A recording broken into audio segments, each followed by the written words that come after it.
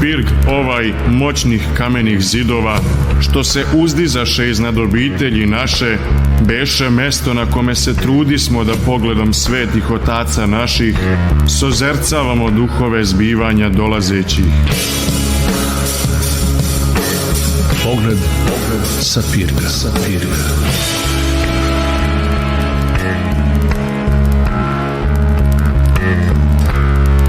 Pogled sa pirga.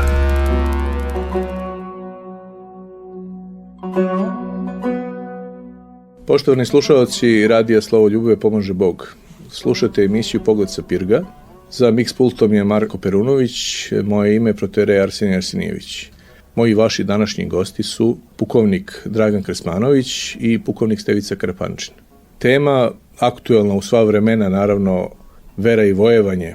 Aktuelna pogotovo u ovom našem vremenu kada vidimo da se rat približio ili da je toliko prisutan na svim meridijanima da se o njemu toliko govori, da ne možemo da se ne osvrnemo sa naše strane, sa strane pravoslavnih hrišćana pre svega, o tome kakav rat ima duhovni značaj i kako jedan pravoslavan čovjek, kako hrišćanin, uopšte da se snalazi u tim izmenjenim životnim okolnostima. Ono čime bi možda počeo i možda da krenemo na tu temu, čitamo Sveto pismo, čitamo Stari zavet i Novi zavet, naročito u Starom zavetu su primjeri vojevanja i tekako česti. I meni je uvek jedna stvar ovako zapadala za oko i ja sam o tome razmišljao, zašto su dvoboji bili toliko bitni pre početka bitke? Koji su oni značaj imali? Pre svega u Starom zavetu imamo primjer Davida i Golijata. Imamo i razne druge primjere kasnije u istoriji. Recimo čuveni dvoboj između tatarskog vojnika i jednog monaha koga je Sveti Sergij Radonješki, kome je blagoslovio da dođe da vojuje na strani Rusa 1380. godine na Kulikovskom polju, koji se zvao Aleksandar Peresvet. Također tu vidimo početak te bitke sa vojevanjem i uvek nekako, makar u tim istorijskim pričama, vidimo da onaj koji je dobio dvoboj, dobio i kasnije i rat.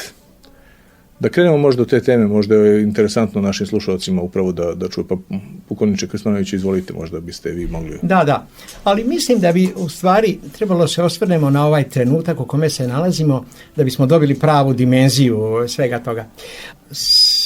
Svi oni snovi o tome da će se čovjek tokom vremena usavršiti i postati savršen, da će se društvo prodobriti, pali su u 20. veku. Znači svi oni koji su verovali da će tehnološki napredak doprinijeti da čovjek postane bolji, da će nestati tih suprotnosti i svega, da će svijet živjeti u jednoj harmoniji i miru, pokazale se kao iluzije.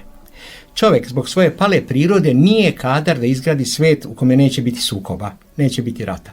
Znači, mi uvijek kad govorimo o sukobima, o ratu, moramo imati dve dimenzije. Prva je ona materijalna dimenzija u koju mi uvijek vidimo razaranje, stradanje i sve. Ali u stvari to je samo odraz one večite borbe duhovne između dobra i zla koja se neprekidno vodi.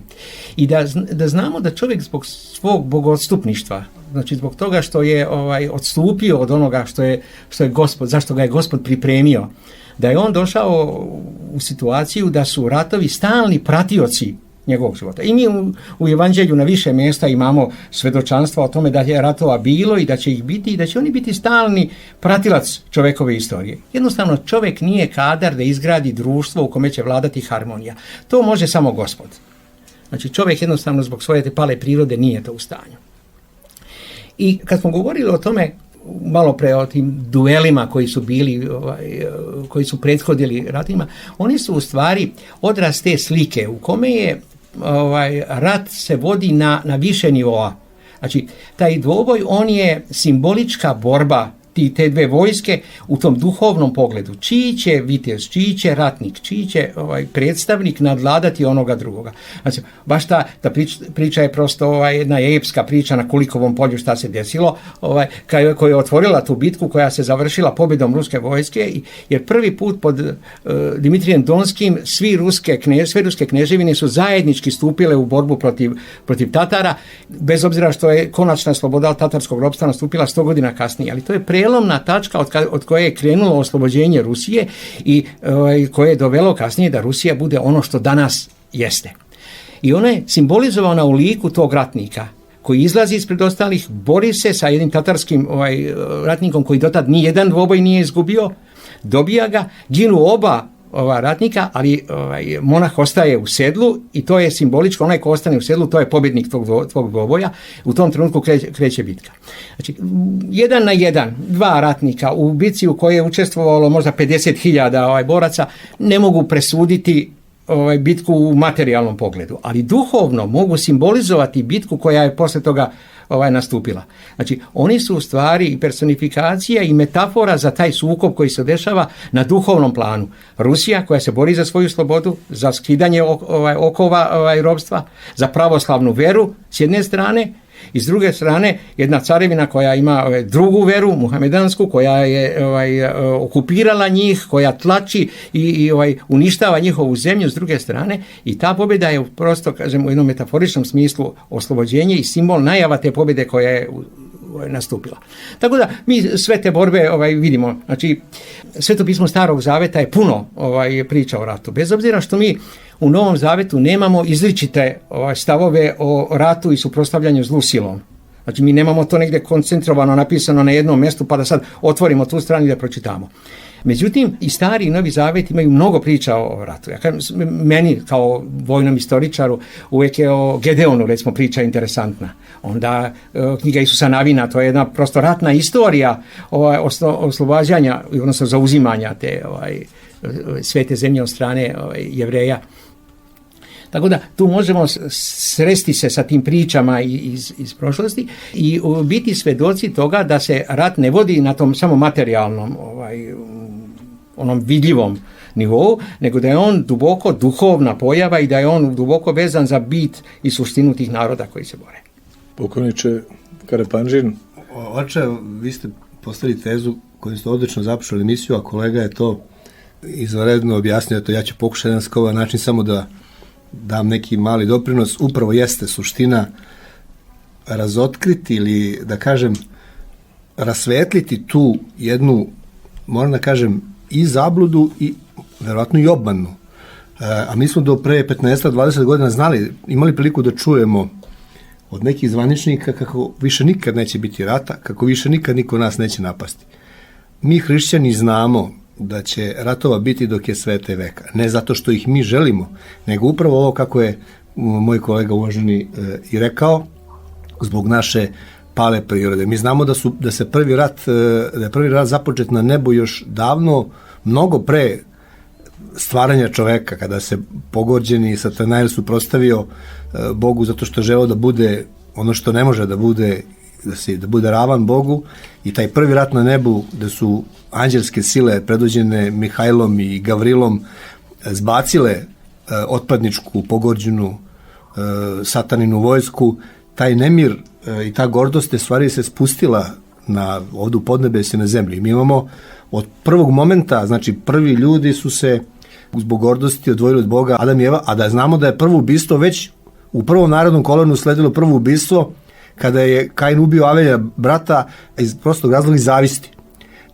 U stvari to zbog tog praroditeljskog greha sa kojim se mi rađamo. I od tada pa do kraja sveta će ratova biti. Mi imamo u Novom Zavetu, kako je rekao pukovnik, mi nemamo ništa na jednom mestu, ali kada razmišljamo i kada sa rasuđivanjem prilazimo ovoj temi, možemo mnogo što da izvučemo, pa sve do Ivana Iljina, čuvenog ruskog filosofa, nada će biti vremena da se njega podsjetimo, ali evo u Novom Zavetu, šta kaže sveti apostol Jakov u sabornoj poslanici, kad kaže otkuda ratovi i borbe među vama? Ne otuda li od stradostrašća vaših koje se bore udima vašim? Želite i nemate, jer ne ištete. Ištete i ne primate, jer pogrešno ištete, da na uživanja vaša trošite. Čovjek kada se odvoji od Boga, on u centar svog bića počinje da stavlja samog sebe. I to je taj nemir, podvojenost bića koje postoji u čoveku. Ukoliko čovjek ne uspe, a prvenstveno duhovni ljudi, moramo da kažemo, oni su naoružani, duhovno rukovođeni, oni znaju kako se sa tim unutrašnjim mislenim ratom treba boriti. Ukoliko ga ne zaustave i iseku, ne obračunaju se s njim, vojnički moram da kažem, ako ne pobede tog neprijatelja, on se poput spojenih sudova dalje širi i onda imamo dalje upravo pojavu da se taj nemir faktički materializuje negde u ovom materijalnom svetu kroz ratove. Kao neka vrsta bolesti, virusa. Pa naravno, kao neke pandemije. Tako da u Starom Zavetu, baš jeste, pukovnik je rekao, mi često imamo te slučajeve da se opisuju ratovi. A šta je suština ratova koji se pominju u Starom Zavetu? Izabrani narod koji je u zavetu sa Bogom, ukoliko ne živi po Božjim zakonima, Bog znači na njega dopušta rat.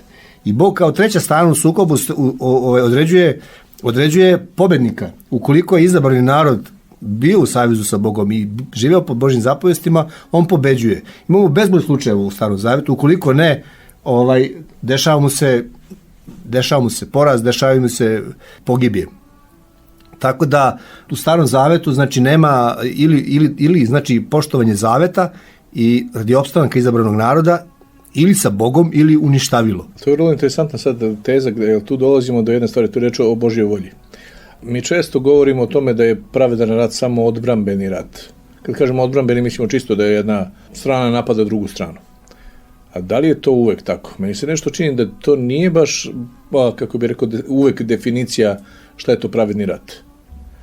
Jer recimo, mi ukoliko je sad primjer dajem, evo sad na Kosovu, u ovome trenutku mi ne možemo da se pojavimo prosto kao branioci. Ja sad pominjem jednu, kako bih rekao, eventualnost, neko nije ni sad bitno, ali opet osjećamo kao narod da smo mi tekako oštećeni tu. Tako da nekako imamo osjećaj da se suviše taj pravedni rat tumači kao čisto odbrambeni rat. Pa, recimo, naše nastojanje da zadržimo Kosovo i uvijek je i bit će i ostaće odbrambeni rat. Sam taj pojam pravednog rata, on potiče tamo negde posle Hrista, 4. vek, Blaženi Augustin uvodi pojam velum justum, pravedni rat. Zato što u prva 3 veka hrišćanstva, hrišćani su živjeli u neznabožačkim državama, u antihrišćanskim državama, nisu u tim državama bili progonjeni i izbjegavali su da, kada su bili mobilisani u upućivanju ratove, oni su izbjegavali da vrše ubistva. Ali imamo drastičnu promjenu nakon 313. godine i donošenja Milanskog edikta, da je država se sada shvata kao korisna ustanova zarad očuvanja vere. Sad taj pojam pravedni rat tu dobija smisao, iako je on kasnije, doći ćemo nadam se do te teme, tamo do tog pitanja kada je taj pojam pravednog rata u jednom delu hrišćanstva, da kažem, zloupotrebljen kroz pojam sveti rat, koji je potpuno drugačiju posle dimenziju dobio i sa kojima pravoslavlje nema nikakve veze. Da. Ja bi možda hteo da iskažem ono kako ja gledam suštinu ovoga o čemu mi govorimo kao pravedan rat ili nešto, ali mislim da od svake moje reči mnogo bolje to opisuje Kiril Slovenski u čuvenom razgovoru sa Saracenima kad je poslat među Muhamedance, da objasni neke stvari, da pregovara, i kad mu oni postavljaju pitanje kako je moguće da hrišćani koji propovedaju da se treba moliti za neprijatelje svoje, da treba praštati i sve, kad budu uvređeni grabe oružje i bore se protiv neprijatelja umjesto da krotko podnose te uvrede i tako. I kad im on objašnjava suštinu toga šta pravoslavni smatraju pod brom, da mi individualno možemo praštati svaku uvredu koja nam je naneta i treba to da radimo. Ali da mi kao kolektivitet, kao zajednica, kada smo ugroženi i kad je ugrožena opstanak naše zajednice u smislu njene slobode, a da ta sloboda koja se širi na to da ako izgubimo slobodu, izgubit ćemo i slobodu našeg odnosa prema Bogu, da možemo silom biti prisiljeni da odstupimo od Gospoda, da mi kao kolektivitet imamo i pravo i obavezu da se borimo i da se branimo, i da su naši ratnici koji se bore za očuvanje upravo dolaze pod ono Gospodnje, da nema veće ljubavi od toga nego položiti život svoj za bližnje svoje. Znači, da su oni u toj funkciji, kad govorimo o odbrambenom ratu, da oni ne brane samo telo, nego da oni brane i našu mogućnost za spasenje. I da oni time, braneći nas, čine jedno veliko delo i da ih crkva normalno, ako postradaju u tome, upisuje u red svetih. Znači, da je i to kad položiš život za bližnje svoje, da to nije samo da položiš fizički život, nego ti dovodiš u opasnost svoje spasenje, jer ti braneći svoje, doći ćeš u situaciju u ratu, da ćeš morati da prosto ugroziš nekoga drugoga, da ubiješ nekoga i da ti zbog toga činiš jedno veličanstveno delo, sebe žrtvuješ radi zajednice i da je to ono što je osnovna stvar koja nas karakteriše. I kad govorite o našem odnosu prema Kosovu, znači, ja se nadam da ćemo se kasnije vratiti jer to ima svoju pravnu i duhovnu i svaku dimenziju. Ja upravo želim i to je nešto što ja uvijek govorim o toj našom duhovnom pravu i obavezi da branimo Kosovo. Znači, da mi ne smemo se njega odreći, jer mi odričući se Kosova kao teritorije sve, mi se odričemo naroda koji se tamo nalazi. Mi dovodimo njih u situaciju da budu diskriminisani, da budu na neki način proterani, da budu otrgnuti od vere pravoslavnih i mogućnosti za spasenje. Znači, mi smo dužni da svoj život položimo i za njih. I s druge strane, kad smo pomenuli Kosovo, bez Kosova mi smo narod od 2 veka, mi smo tu trava, a ne neki narod sa dubokim duhovnim korenom, mi smo narod mnogo stariji, ali od Svetog Save narod profilisan u pravoslavnom duhu i da mi jednostavno tako moramo i donositi svoje dugoročne odluke. Pukovnik Krsmanović je tako ovo fenomenalno sada, prosto ne mogu oče da odolim da ne pokušam da ja nešto kažem, jer je zaista suštinu ovdje dotakao. Novi zavet je Hristovo ispunjenje starog zaveta, u njemu se donosi mnogo toga novog, uzvišenijeg i imamo čitav niz toga gde mi vojnici u stvari crpimo kao svoje uporište za našu službu koju naš narod smatra svetom službom i pokušat ću tu da se samo nadovežem ono što je pukovnik sjajno rekao. Imamo, znači, 5. glavu Evanđelja po Mateju koja se smatra osnovom hrišćanske etike i puno toga tu je sad rečeno što sad Saraceni u razgovoru sa Svetim Kirilom ravnoapostolnim, nekad premonašenja Konstantin filosof, pokušavaju da ga isprovociraju, on to tako maestralno im daje odgovor. Znači, mi recimo u Novom Zavetu imamo u 5. glavi čuvenu besedu na gori. Pa kaže, čuli ste da je kazano oko za zub, oko za oko, zub za zuba. Ja vam kažem da se ne protivite zlu, nego ako te neko udari po desnom obrazu, okrenemo i drugi. Kaže Hristos. Onda imamo, čuli ste da je kazano, ljubi bližnjega svojega, a mrzi neprijatelja svojega, a ja vam kažem, ljubite neprijatelje svoje, blagosiljajte one koji vas kunu, činite dobro onima koji vas mrze i molite se za one koji vas vređaju i gone. A onda na sljedećem mjestu, u Gecimansku vrtu prilikom hapšenja, on kaže, Petar kaže, vrati nož svoje na mjesto njegovo, jer svi koji se maše za nož, od njega će poginuti. I pacifisti se sada, oni kažu, kako vi to možete. Ne samo pacifisti, nego, recimo, mnogi ogranci te protestantizma, doćemo ako bude vremena i za to, se potpuno nerezonski hvataju za ovakve reči, ne tumačeći ih na, da kažem, dubinski rasuđivanje pravi način. A gdje se zloupotrebljavaju reči Hristove? Kaže, ne mislite da sam došao da donesem mir na zemlju. Nisam došao da donesem mir nego mač, jer sam došao da razdvojim čoveka od oca njegovog i kćer od matere njezine i snahu od sekre njezine. Oni koji čitaju Svetog vladiku Nikolaja vidjet će sjajno tumačenje. Ovdje se ne radi o fizičkom razdvajanju od bližnjih, jer bi se tad stvorila 2 tabora, verujućih i neverujućih, nego Sveti apostol kaže, Pavle kaže da se verujući ne razdvaja od neverujuće žene i obrnuto, jer će, kaže, verujuća žena, neverujući muž će se posvetiti tako, u tom smislu. Sad dolazimo do onoga što kaže, što je profesor napomenuo. Imamo ključnu rečenicu u Evanđelju po Mateju. Ovo je zapovest moja da ljubite jedni druge, kao što ja vas ljubim. Od ove ljubavi niko nema veće, da ko život svoj položi za prijatelje svoje. I zato Sveti Kirilo odgovara Saracenima, ko bolje ispunjava zakon? Onaj koji ispunjava samo jedan član tog zakona ili onaj koji ispunjava oba ili 2 člana zakona? Oni kažu, pa naravno onaj koji ispunjava jedan. I on se onda poziva. Objašnjava im šta je prvi član, a to je ono kad ti neko udari šamar. Ali to treba, upravo kako je profesor rekao, malo ljudi ovo zna. Treba smatrati kao ličnu uvredu. Kada je ugrožen moj bližnji, onda pristupamo, i to je u stvari suština vojničke profesije, žrtva za bližnjega. Ja sam kao major bio u prvoj istorijskoj grupi oficira koji su posjetili Svetu Goru, gde je duhovni tog putovanja bio sadašnji njegova svetost patrijarh srpski Porfirije. I imao sam priliku da u manastiru Vatopedu, onako, to je stvarno mi 5 dana od blagodati nismo hodali zemljom. I kada je iguman Vatopeda nama rekao naše uniforme su sestrinske, ja sam shvatio u stvari suštinu svoje profesije. Njenu duhovnu snagu.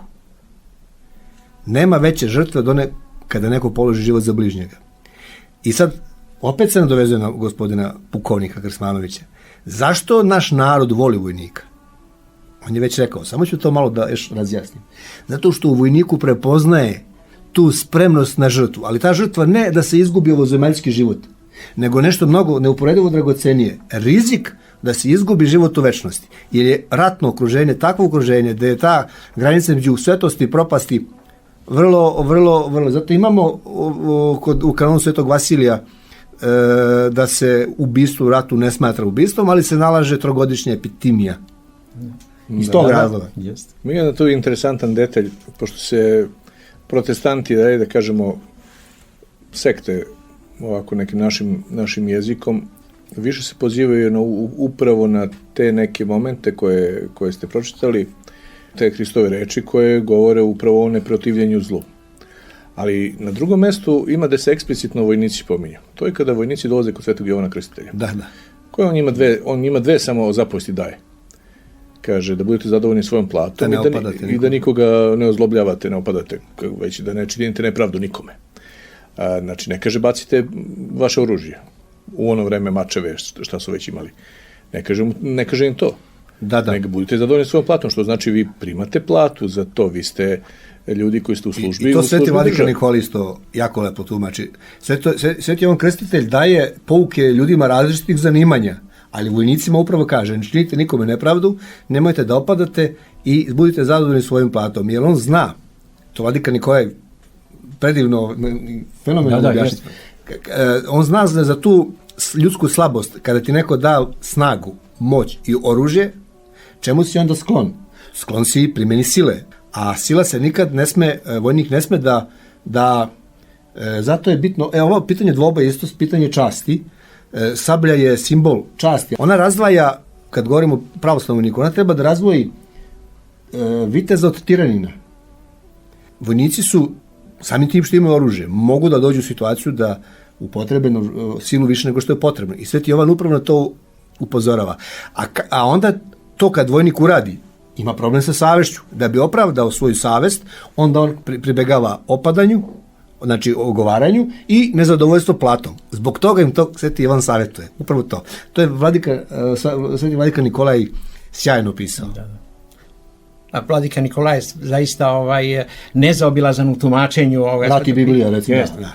Rati Biblija, baš to. Znači, da bismo mogli da razumemo neke stvari, jer bez pravo duhovnosti, a mi smo generacije koje smo odrasle bez duboke duhovnosti. Mi možemo razumeti literarno Sveto pismo, možemo ga razumeti i sadržinski, ali prave vrednost njegovu ipak mora neko da nam protumači, ko može na mnogo više nivoa da nam objasne neke stvari. Zato, recimo, za svaku situaciju, kad ja sam o bludnom sinu priču tek razumeo iz tumačenja Svetog Vladike Nikolaja. Jer nisam mogao da prihvatim da onaj koji se vratio posle rastrošio novac, da ga otac tako prihvati. Međutim, zaista kad čovjek hrišćanski hoće da pogleda, kad može da to na tim duhovnim nivoima raspetlja tu stvar, onda mu sve postane jasno. A tu je, recimo, Vladika Nikola izuzetan, jer je on i ne samo duhovnik duboki, nego i on ima i tu literarni dar da to... Jeste, ali Vladika Nikola, evo mi smo na našu nesreću, kad je pitanju vera, možda smo tu i imali dobitak, imali smo sigurno u vremenu u kojem smo mi živjeli, u njegovoj knjizi Rat i Biblija, nije on to prvi rekao. Znači, u Starog Zaveta se potencira na tome da se u ratu ne smije vršiti zločini, pljačke, silovanja. Imamo slučaj u Starom Zavetu kada Izraelci ratuju protiv cara Vasanskoga i protiv ovoga i protiv Siona, tako? Pa dogod su se držali zapovesti, pobeđivali su onog momenta kad su počeli da padaju blud sa ženama neprijatelja, kako kaže Vladika, pada im grana ispred njih i zaustavi ih i počinju da gube na polju. Pa ih Mojsije upozorava. ukoliko vi to živite na taj način, ukoliko vi to u ratu, vojnik posebno u ratu, ukoliko živi pod tim načelima, pogotovo komandant, i što je na višem nivou komandant, on veću odgovornost ima i ukoliko on to živi, ali živi tim načinom života, Bog mu uzvrati.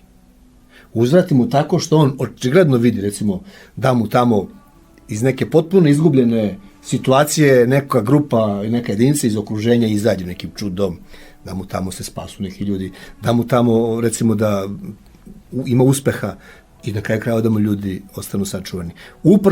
Upravo ukoliko živi, eto, na bojnom polju vojnik može to lično da na jedan opitan način doživi Boga na takav način. A onda ga posle u miru normalno doživljava liturgijskim životom i raste kako kažu, u visinu rasta, u meru visinu rasta Hristove. To je činjenica, ja to moram da posvjedočim da je to upravo tako. U tim situacijama koje nisu redovne, koje nisu uobičajene, prisustvo Gospoda se osjeti u svoj punoći njegovoj. Ja sam se krstio u svojoj 36. godini u selu Marinci kod Vukovara, jer moj užas od razaranja ratnih je bio toliki da sam došao do zaključka da čovjek kao biološko biće izgubio je legitimitet, izgubio je pravo na postojanje. I ako smo mi biološka bića kao svaka druga, jednostavno ova planeta kao biologija bi trebala da nas jednostavno odbaci. Jer toliko smo kadri da naškodimo prirodi, da naškodimo drugom čovjeku, da naškodimo sebi samom, da jednostavno tolika nivo destrukcije nijedno biće ne bi trebalo više da opstane, ako smo samo biološka bića. Ali mi smo i duhovna bića. I upravo zato Gospod nam daje šansu i svaki put njegova milost se vidi po tome koliko je spreman da nam da novu priliku da se... I sad se vidi ovih dana. Jeste, uvijek se to vidi. I kad govorimo o ratnoj vještini, o istoriji ratovanja, kad vidimo neku veličanstvenu pobjedu koja je ostvarena sa manjim snagama, o neko ko je prosto izgubljen, a uspe da pobedi, to ne može biti njegovo moći. Jer matematika dokaže, mi govorimo ratna vještina, ali govorimo da je to nauka, jer ona ima svoje proračune. Koja gustina vatre je potrebna za ostvarivanje određenog cilja, koje snage, koje je sve to, i matematika ti pokaže da li ćeš uspjeti ili nećeš.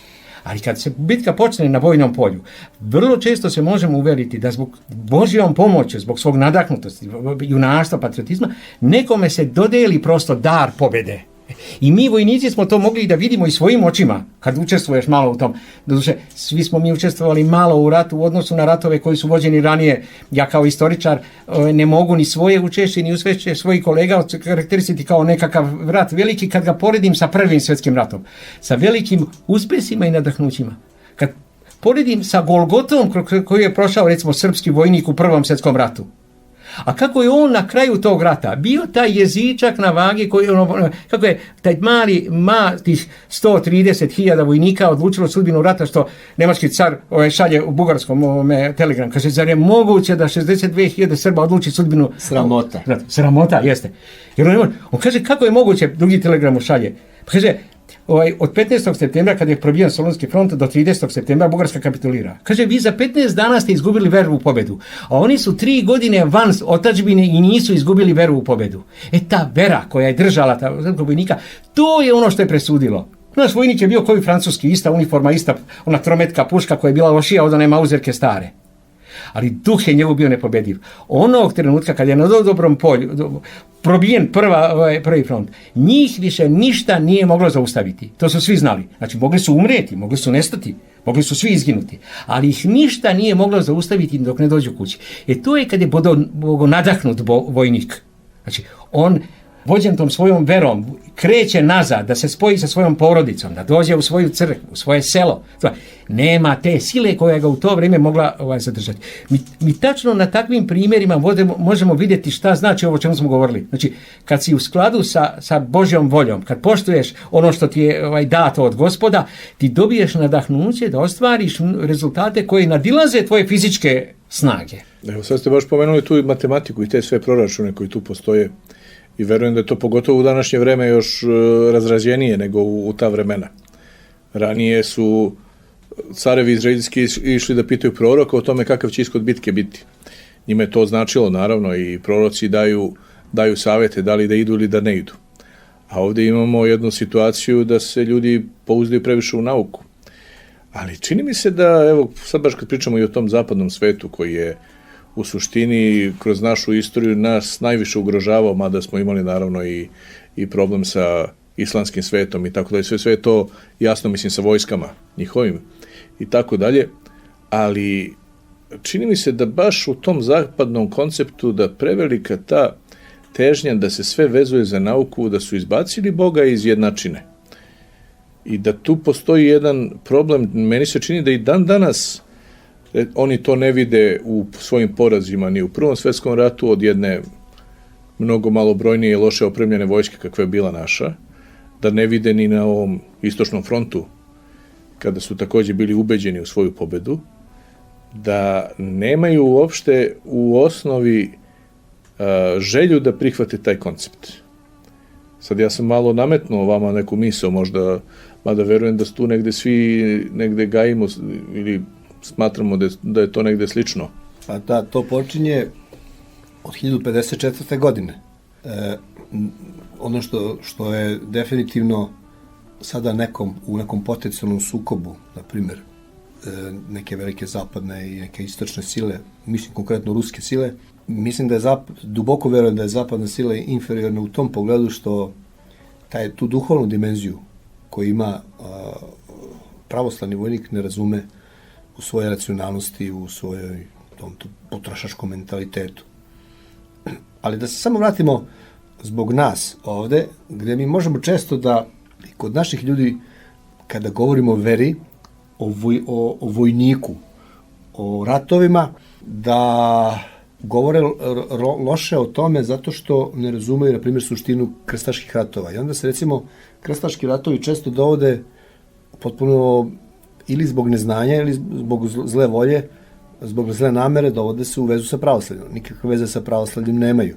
I onda se u tom smislu, opet, ono što smo rekli na početku, ljudi su skloni da veru doživljavaju ili isključivo kao pacifizam, potpuno nesuprotstavljanje sili, ili s druge strane da veru doživljavaju kao nešto po defaultu, što bi rekli, ekstremističko, zlo i tako dalje. Posle 1054. godine imamo situaciju da se u rimokatolicizmu umesto zadržavanja na duhovnom usmeravanju vernika, on širi na neku, da kažem, socijalno-političku sferu radi potčinjavanja svetovne vlasti. Imamo inkviziciju ogromnih razmera. Progona nevernika je bilo i u pravoslavlju, ali ni približno, i da kažem, isključivo u lokalnim okvirima. I drugačiji pristup naš bio. Tako je. Ovde imamo da se dolazi do toga da treba sada da se silom promeni svet koji je zapao u greh. I prenaglašava se uloga kolektiva u kome pojedinac počinje da gubi osjećaj za svoju savest. I zato dobijamo to što imamo u krstaškim ratovima, a oni su suštini vođeni, rekao sam, prvo zbog nametanja vere, drugo zbog pljačke. Ti su stavovi drastično ublaženi kasnije zaključno sa 1965. i na drugom Vatikanskom koncilu, ali definitivno pravoslavlje sa tim nema nikakve veze. Čak i kralj Milutin odbio da učestvuje, pa znamo i Nemanjići, pa 1318. i zaratio sa papskom vojskom i pobedio je u tom ratu, jer nije hteo da učestvuje u krstaškim ratovima. S druge strane imamo protestatizam koji se u 16. veku kada nastaje, suprotstavljajući se papskom autoritetu, ovo sve ja govorim zbog vojne službe, zbog ratovodstva, sve ima odraza i na to, i upotrebe sile. Taj protestantizam koji obuhvata veliki broj verskih zajednica, znači anglikanci, kalvinisti, evangelisti, ima, da kažem, on ide u drugu krajnost. I onda se tu sad, zbog suviše liberalnog tumačenja biblijskih odredbi, zbog odbacivanja svetotačkog predanja, previše slobodno tumači svetopismo i tu stvari dolazi individualizam kao otpor onom kolektivitizmu. Imam prevelik naglasak na individualizmu. I tu imamo sada opet dve krajnosti, da se ili pogrešno tumači evanđelske odredbe, pa poput one, recimo, gde Hristos govori o maču, Toma Mincer kaže, protestantski teolog Toma Mincer kaže da treba tim mačem fizički uništavati one koji sprečavaju evanđelje, koji kvare veru i tako dalje. S druge strane, imamo opet jedno potpuno nerezonsko i previše liberalno shvatanje slobode, slobodnog, pa faktički previše slobodnog tumačenja biblijskih odredbi, gde se kaže nema niko pravo da upotrebljava silu bez obzira šta ti video i šta ti to živeo. Pa to imamo čitav niz tih protestantskih verskih zajednica poput Jehovinih svedoka, pentekostalaca, kvekera, amiša, adventista i tako dalje. Bez obzira na okolnosti, tu se po njima ne sme upotrebljavati sila. Čitava riznica je Ivan Iljin, ruski religiozni filosof koji je emigrirao posle. Inače, omiljeni pisac Vladimira Putina. Eto, dobro, lepo. Da i to znamo. To ste znali. Niste? Ali fizički kada čovjek vidi... Poziva se na njega često, da. Kada čovjek vidi fotografiju Ivana Iljina, pomisli da je to Lenjin, ali ne, nego potpuno nešto drugo i suprotno od Lenjina. On ima u svojoj knjizi o suprotstavljanju zlu silom, daje odgovore.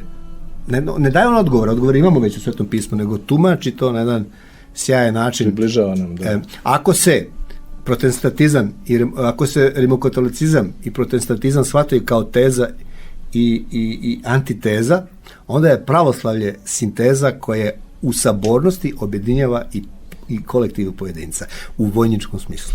Ja mislim da je ovo objašnjenje baš na toj relaciji katolicizam, protestantizam, pravoslavlje odlično dato i neću se na to osvrtati s obzirom da bi svako bio samo bleda kopija mog kolege koji je to baš lepo objasnio. Ali htio bih da se vratim na ovo pitanje o nauci. S obzirom da pripadam generaciji koja je odrasla na kultu nauke.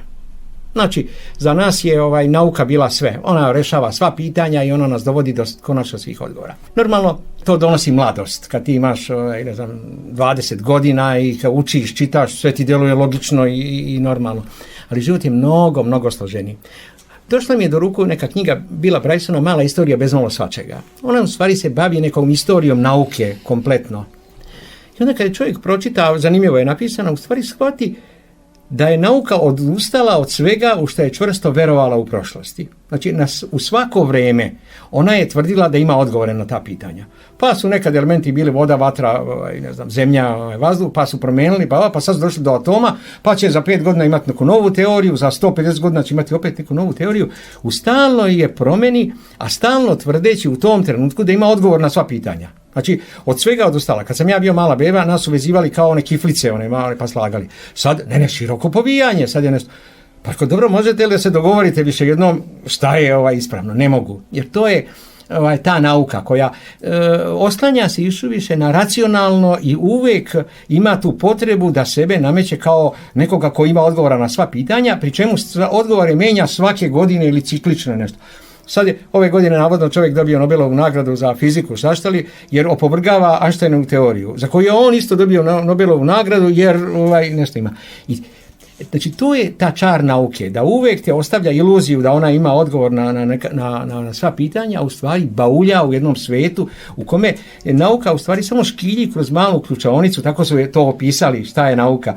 Ona škilji u neku prostoriju i pokušava da nasluti šta se dešava. I ja nisam protivnik nauke, ona treba da postoji, ona je donela mnoga i tehnička rješenja, ona je u nekim oblastima kao što je medicina, dostigla velike razmjere, tehnologija, sve danas što znamo započelo je nekom naukom i tako stvarima.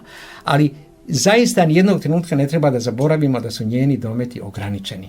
Znači, ona je samo jedan segment.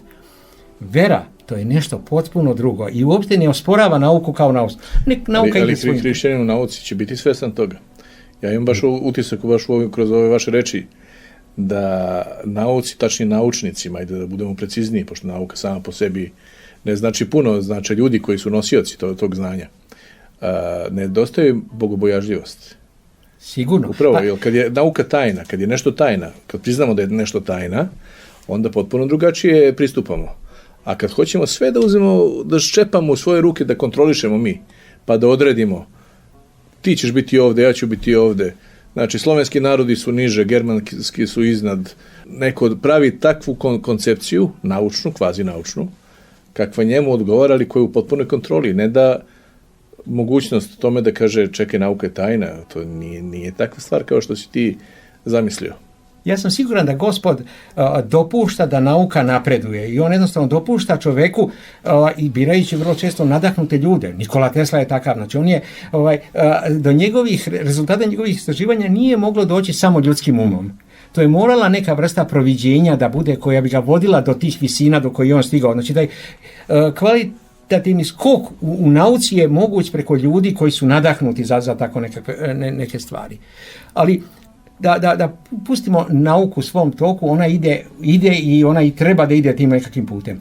Ali prava rješenja donose ljudi, verujući ljudi u nauci. Ja uvijek volim da tako sretnem ljude koji su izliječeni od gordosti. Kad vidite lekara koji veruje da je on Bog, od njega zavisi da li će neko umreti ili neće i nešto. Divno je što je on dobio tu veštinu. Ja se isto pred operaciju pomolim da Gospod vodi ruku tog hirurga koji vrši operaciju na meni ili na meni dragoj osobi ili nešto. Ali oni su samo sredstvo uz pomoć koga Gospod reguliše nekakve stvari, dopušta nešto ili nešto. To je dobra paralela. Vojna profesija pripada jednoj grupi profesija koje imaju nemerljivu vrednost. Vaša, oče, sveštenička, lekarska. To nije, ne kažeš sad, neko napravio je ovaj sto, pa on ima tvoju cenu toliko i toliko.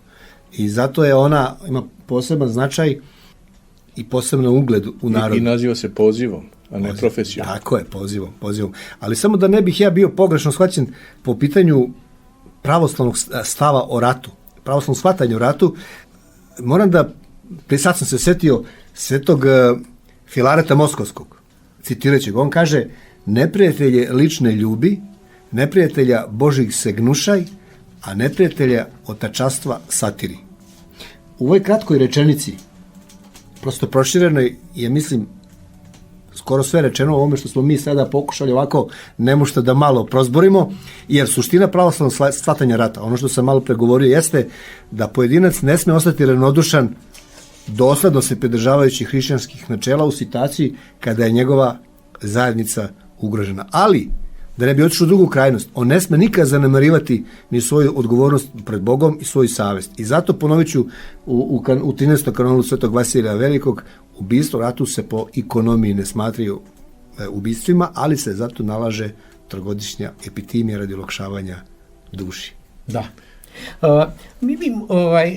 Naša crkva nije zauzela jasne stavove u smislu nekih dokumenata sa kojima bi regulisala određena pitanja socijalnog života, između ostalog i odnosa prema vojsci, prema ratu, ali može da nam za te stvari dobro posluži dokument Ruske pravoslavne crkve, osnovi socijalne koncepcije Ruske pravoslavne crkve. To je jedan dokument iz 2000. godine koji ima ga prevedenog i kod nas 2011.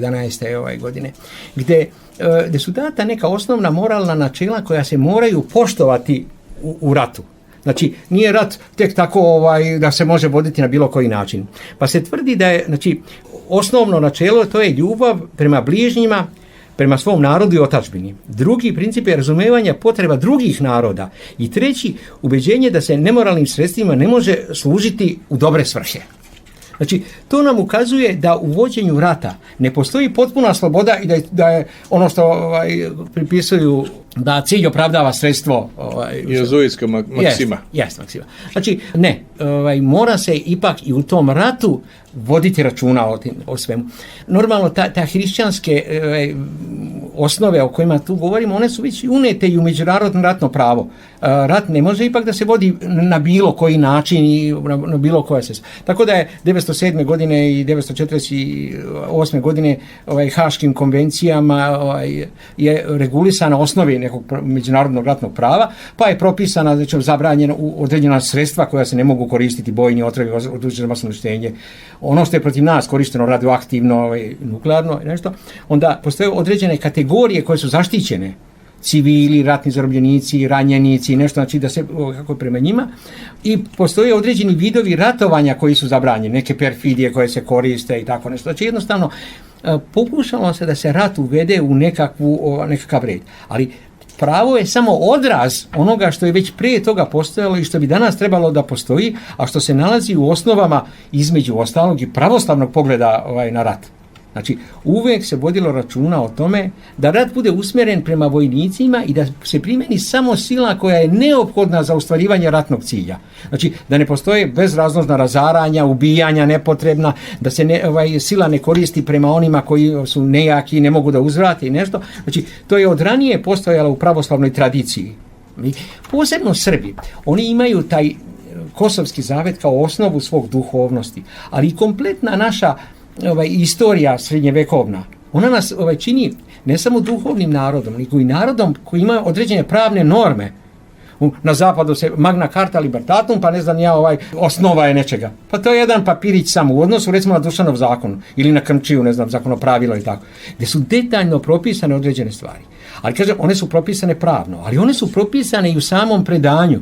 Znači, kad mi imamo u narodnoj pesmi bolje ti je izgubiti glavu nego svoju ogrešiti dušu. To je taj duboki moralni stav iz koga proizilaze sve druge stvari, pa i uključujući i one koje se odnose na vođenje rata.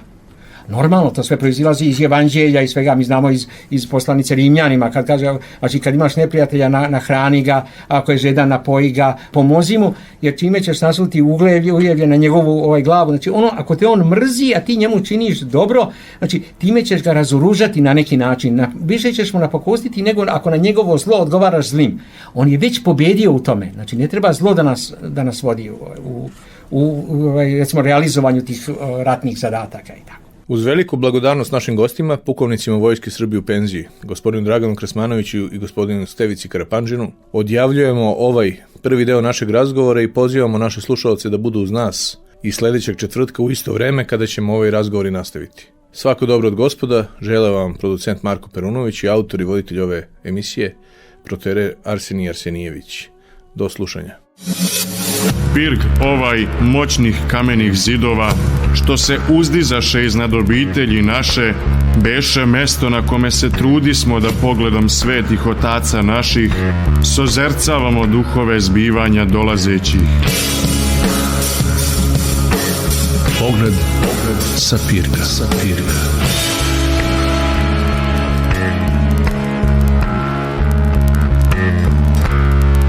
Pogled sa pirga.